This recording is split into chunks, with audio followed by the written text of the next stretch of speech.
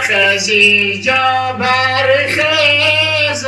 وای زینب اگه عالم پر شرر گشته علی در دامنی محراب سرش تقل قمر گشته زیجا برخیز وای زینب که عالم واژگون گشته علی در دامنی محراب سرش بین غرق خون گشته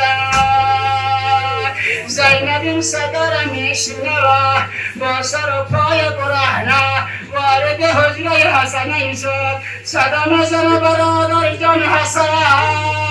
میره دیده خواهر حسین از خواب بیدار شد صدا را میشنوم فکر میکنم که خاک یتیمی بر سر ما و شما پاشیده شد به بابا شده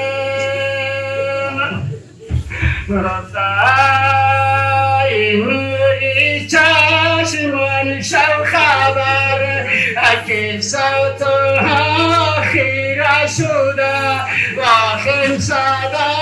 را مشنوم بابای ما کشته شده واخ از زمین آسمان صوتی علی را مشنوم واخ از ملائک خبری قتل علی را مشنوم حسنین از خواب بیدار شد با سر و پای برهنه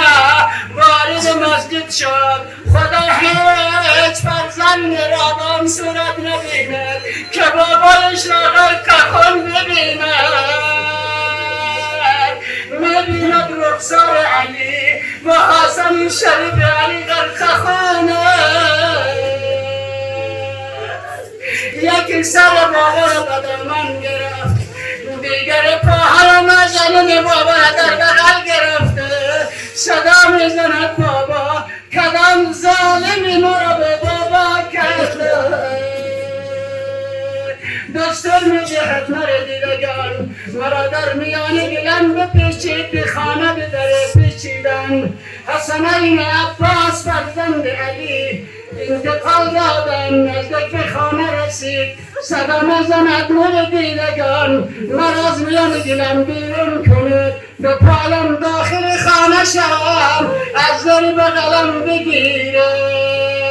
برای چی مولا شما توانی را رفتن ندارید به خاطر اینکه دخترم زینب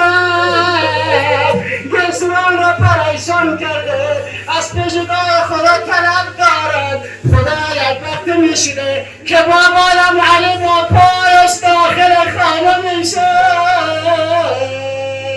همین کار را کردن مجد و کربلا صدا میزند خواهر مهیا باش ای غمگین خواهر که آمد صاحب محراب منبر